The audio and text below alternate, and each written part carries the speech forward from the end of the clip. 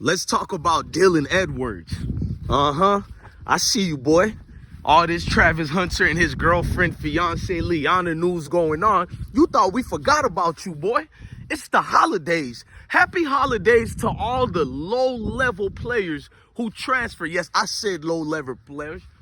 I said low-level players. Happy holidays to all the low-level players who transfer from Coach Prime. Boys, some of y'all even crying. I done seen it.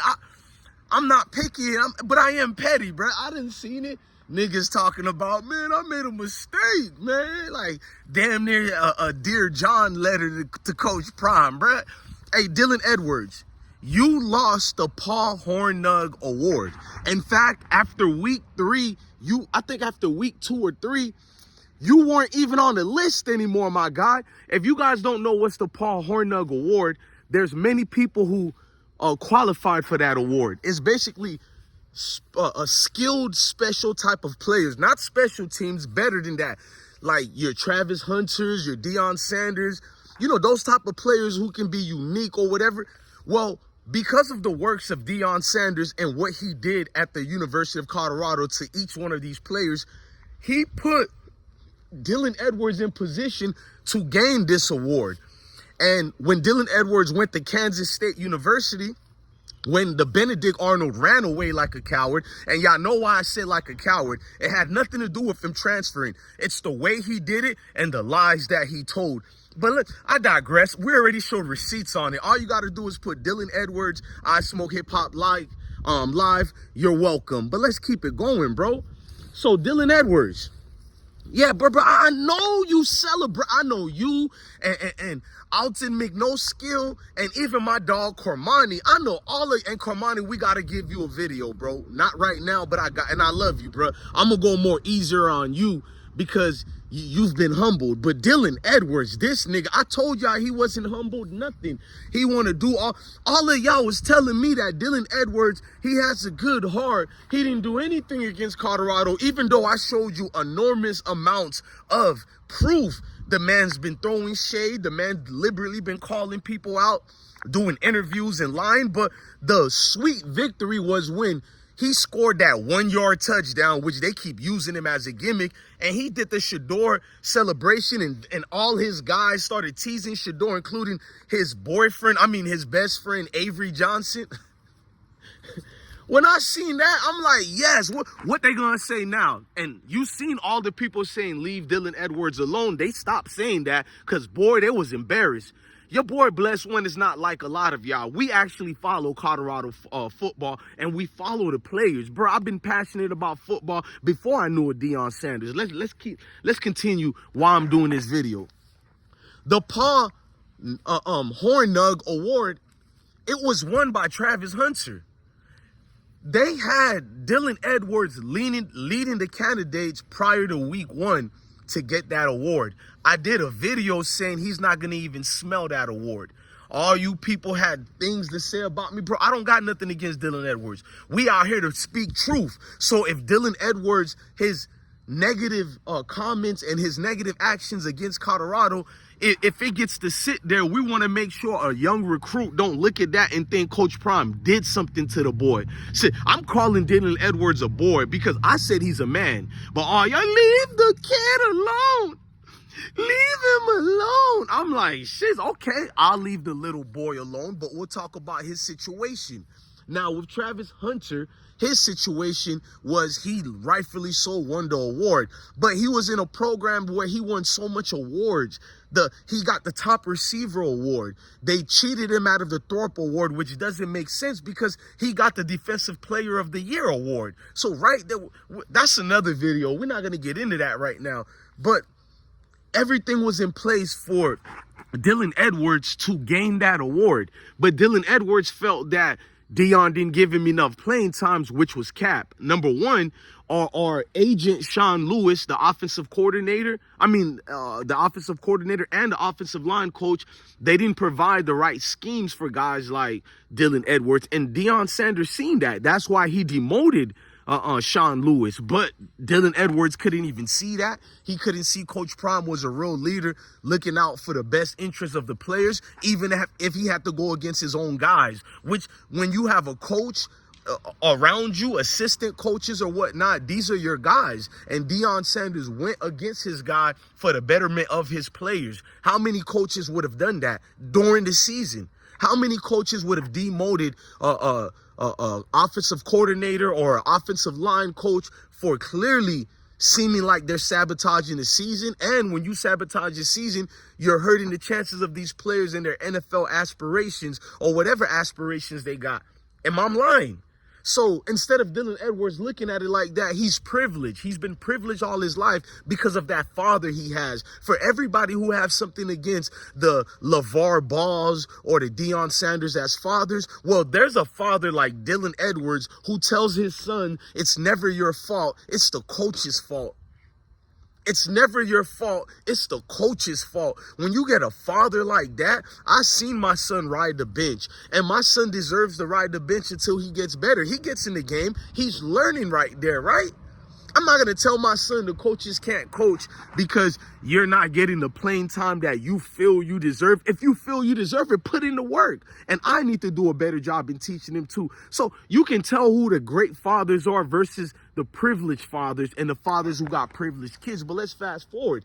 What Dylan Edwards did was he ran to Kansas State. Everybody said he wanted to go back home, which is lies, because he committed to Kansas State. But once he found out about Coach Prime going there to Boulder, he dismissed Kansas State and went to Coach Prime. A lot of people are going to say it's for loyalty to Coach Prime. Nah, it's because he knew Coach Prime coached him up before. So he left his best friend, Avery Johnson, who's, you know, at Kansas State, to go to Colorado because he thought he would be the man. He would be the #1 back there because he's a 4-star. Colorado is trash in his eyes. This is my personal perception and my opinion. He looked at Colorado as a school that only had one winning season in 19 seasons or 20 years or whatever. So he looked at it as he needs to be the man, and he is going to start. And he felt, you know what I'm saying, he was the freshest thing that's at that university. We can't go around that because when he transferred, Coach Prime told him 3 days prior to that to everybody, raise your hands if you want to stay and not want to be. Raise your hands if you want to leave. You know what I mean? And not only that, after that, he told Dylan Edwards, did you want to be here? And he said, yeah. Dylan Edwards even admitted the opposite and said he had a conversation with Shedeur about should he stay or go. Shedeur being a real leader, he's not going to force nobody to stay here if you don't want to be here. Shedeur said, I got to be your own decision. But Dylan Edwards would do an interview 3 months later after he'd been transferred talking about he let Shedeur know that he was, he talked to Shedeur about the fact that he was leaving, which was not true at all. He had conversations but never told Shedeur he's leaving. So he tried to use Shedeur to make it safe. Coach Prime didn't even know he was leaving like that. They knew he had questionable situations and thinking about it, but they asked him, and the man said he was staying, bro. He goes to Kansas State to be a glorious do boy. What I mean by that is the man had an underwhelming season, bruh. I hope I didn't butcher the pronunciation of that, but it's cold and I'm shaking. The man, see, when people who don't follow football, you'll see an ESPN highlight of Dylan Edwards scoring a touchdown, so you'll go to somebody like me and be like, bro, you don't know what you're talking about. Dylan Edwards had a hell of a year. He had so much touchdowns. Oh, shut up. The man averaged a lot of yards, right? No, he didn't. He had per yard percentage. If you're looking at it on paper, you're going to think he had a beautiful year. No, the coaches never respected him. Dylan Edwards, I think he had like 6-point-something yards a carry. But the problem was Dylan Edwards was only averaging barely 3 carries a game. You see what I'm saying? How paper can lie if you don't follow football and you're just looking at some glorious ESPN. I'm saying glorious choosely. If you're looking at some glorious ESPN highlight who's trying to hate on Deion Sanders, of course they're going to show you a 1-yard touchdown that Dylan Edwards scored. Majority of his touchdowns were 1-yard touchdowns besides that kick return. And here's the thing. You're going to tell me how amazing he did with that kick return, but you forget the fact that Dylan Edwards was looking like the new Reggie Bush at Colorado the first 3 games. You've never seen a performance like Dylan Edwards ever again since he left Colorado. You can't argue with me on that. He went to a university that has 6 running backs. He makes 7. Nobody believed me when I told y'all Dylan Edwards was sharing the third string running back position. Facts. He finally accomplished something, y'all. He earned the third string running back position because they finally gave him the third string position during week 7. And you proud of that? He was our number 2 running back and sometimes our number 1 running back. He seen Charlie Arfordal won the second string position. It discouraged him. He seen all those freshman running backs and those big transfers that were coming in. It discouraged him. Him and Alton McCaskill and that other dude, they left at the same time, bro. They left, bro. Shout out to Uncle Nearly who said it best, bro. Them boys was scared of competition. And there's nothing you fanatics of Dylan Edwards could tell me. Dylan Edwards is a coward. I said it. Not a coward in life. Well, a coward in life because football is deeper than football. It's bigger than football. I'm sorry. It is what it is. Because you move like a conniving little weasel. God doesn't make mistakes. The Most High done put his hands on any... and all of you Benedict Arnolds, bro. Not the ones who transferred from Colorado. The ones who transferred and spewed negative connotations about Deion Sanders in Colorado football. The ones who use it as a pulpit to make it look like Deion Sanders was Sandusky or something like that. Y'all know what I mean? Xavier Smith talking about he didn't get hugs and all that. Alton McCaskill father want to talk about Deion deliberately put Shador before the team. Like, it didn't make no sense, bruh. Like, Deion, if Deion made it about his son only, there's no point of coaching at that level than in a Power 4, Power 5, Power 6. This is about legacy. But these dudes can't get past the privilege of their own kids. Dylan Edwards became a do boy for his coach over there, bro. Kyman, Chris Kyman, whatever their coach name is. He's a do boy, bro. The coach never liked Dylan Edwards to begin with, and I debunked all that to show proof, bro. They got a young freshman from Florida, Hines City, Florida, Joe Jackson. He didn't perform well at all, but he still was highly ranked in the depth chart than Dylan Edwards. That should have discouraged Dylan Edwards. You left a program and a legacy to be a glorious do boy. Your quarterback, Avery Johnson, he is not the quarterback of the future. That scrub quarterback, yes, I said it. If they didn't have DJ Giddens over there at Kansas State, Kansas State would have a worse season than they had already, factual. And the only reason they beat us because their coach is a coward as well. It makes sense. You follow a coward coach. You're a coward football player. Your coach is a coward, making his players pretend to be injured when every time we had momentum, we're getting ready to score on them or we did score, their guys would go down. Some of them even went down 4 plays in a row and came back the next play. So you're going to tell me it was a real injury? Right. What Gilly like to say? Right. So like I said, Dylan Edwards, we didn't forget about you, boy. We watching everything, dog. Like, no. You lucky more prominent situations happen, like Colorado making the bowl. We're getting enormous amounts of awards from Shador and Hunter, especially the Heisman Trophy. You were irrelevant, my guy. Only reason I'm making this video so them young recruits can see a scrub when they see one. You'll never be remembered. And that's the beauty of all this, Dylan Edwards. After I've complete making these videos about you, because I'm going to follow your career. Y'all can call me what y'all want, but I want this to be a documentary to every young recruits to see what happens when the Most High looks at your negative side.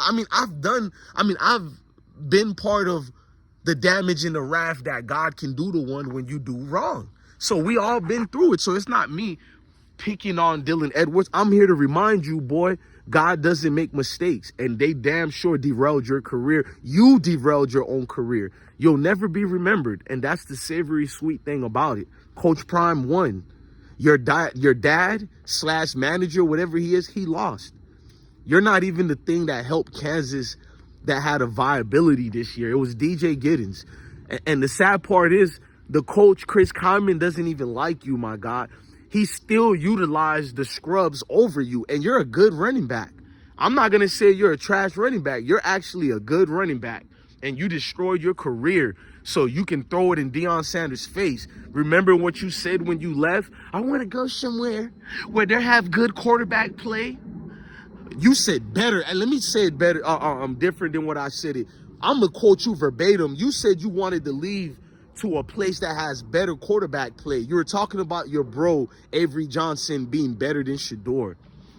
Where do they find these scrub privileged suburb kids at, bruh? You a suburb kid trying to live like you from the hood, bro. There's nothing wrong coming from the suburbs. Be that. Stop perpetrating like you this hood boy when you were playing against Colorado, trying to make it look like them boys was beefing with you. In reality, you were the scrub beefing with Colorado. They've never done nothing wrong to you. Stop this narrative, man. You did that that interview with that guy. And it seems that when you go in front of Mayo people, you guys turn into an Oprah moment and get the crying. Like, you couldn't even talk right. You were stuttering and fumbling because you're a liar, and you knew, like, you were raised right. And if you were raised right, you know when you do something wrong, your guilty conscience, it seeks in. I'm not somebody who can murk somebody and then go eat food like everything is okay. I'm going to feel, empathy towards that person. And you felt it that day. You knew you were in the wrong.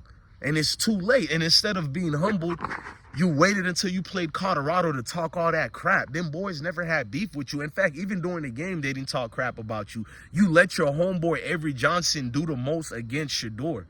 Why not tell Avery Johnson, that's my bro, that's my brother? Because you were raised with not only Avery Johnson, you was raised around Shador too. The truth is, as I'm by my big house that God has blessed me with, the truth is, you were talking crap about Shador with Avery Johnson. Why would Avery Johnson disrespect Shador like that? Why would your other guys on Kansas State disrespect Shador like that? Because you guys had conversation and you probably said he's not a good player, he's not all that. You're like the girlfriend who goes to the other side and give all the secrets and all that, or you make up your own narrative to make us look bad, but in reality, they know we the hot thing that you left. Colorado is the hot thing. Where is Dylan Edwards gonna be remembered at in the next 2 to 3 years? That's why I want, because you will be having a 5th year in college football. Mark my words, Dylan Edwards will play 5 years in college football. He is not NFL material, not because he's a trash running back. He hasn't gained enough experience yet because he was barely utilized. You know what I mean? You wasted a complete sophomore year, just like Cormani, just like Alton and all these other players. You guys wasted a season for no reason. Even the ones who weren't going to make it to the NFL, why not be part of history and be remembered? Because to a scrub, nothing matters but themselves.